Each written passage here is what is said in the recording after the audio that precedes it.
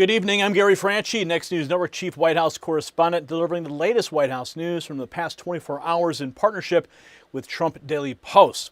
President Trump's NATO trip to Turkey led the day with arrival ceremonies, a bilateral with the President Erdogan, and a leaders' dinner that put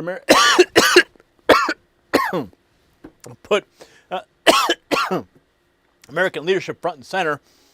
We're also tracking the White House push for Trump accounts, fresh economic messaging tied to tariffs and working family tax relief, and a sharpened administration focus on restoring truth in American history.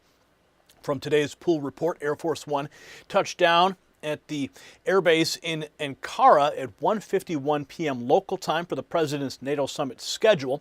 The White House laid out a full slate: an arrival greeting, a state ceremony, an honor guard review, a bilateral meeting with President Erdogan, and later a NATO Leaders Social Dinner.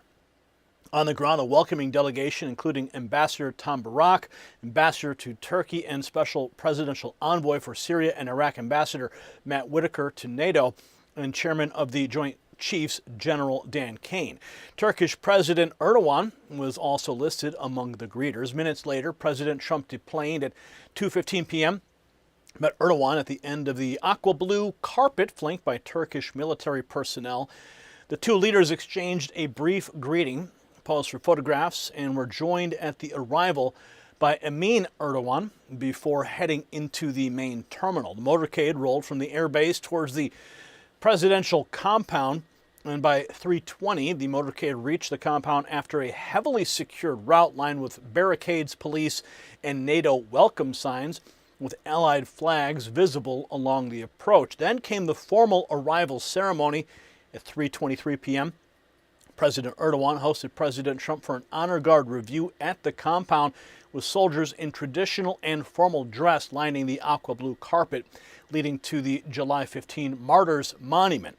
Star Spangled Banner played at 3:27 with cannon fire, and at 3:32, 4 red fighter jets streaked overhead, trailing red, white, and blue smoke before both leaders entered the building at 3:33 p.m. And once inside, President Trump opened his bilateral meeting with Erdogan alongside Ambassador Barrack, Secretary of State Marco Rubio, Treasury Secretary Scott Bessent, and Defense Secretary Pete Hegseth. The president praised the hospitality, pointed to trade, military issues, and Iran as key agenda items, and underscored his ongoing review of F-35 decisions while pressing allies in Europe over their posture towards Iran. After the meeting wrapped, the president pointed to Toyota shifting operations from Mexico into the United States as a direct result of tariff pressure and America First manufacturing policy.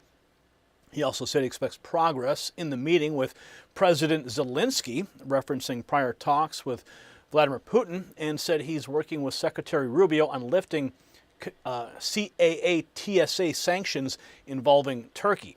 Later in the afternoon, the press pool departed the presidential compound at 5:55 p.m. local time as the day's first round of summit events came to a close. And by 6:04, the pool reached the hotel and held there ahead of the evening's NATO dinner with security still tight across Ankara.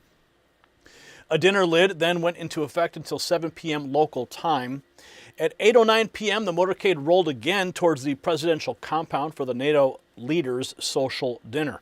And then 7 minutes later, the president arrived at Bestepe for the evening gathering. The guest list for that dinner included NATO Secretary General Mark Rutte, President Emmanuel Macron, Chancellor Friedrich Merz, Prime Minister Giorgio Meloni, President Zelensky, and senior European Union leaders, alongside President Erdogan and President Trump.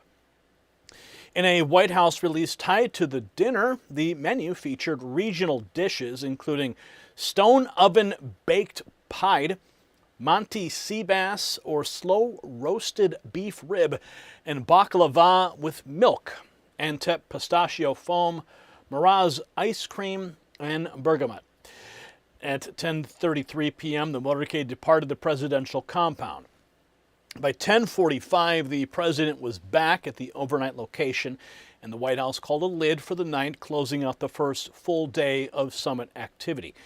In a separate White House press release, the administration kept its domestic push moving by spotlighting the working families' tax cuts and Trump accounts.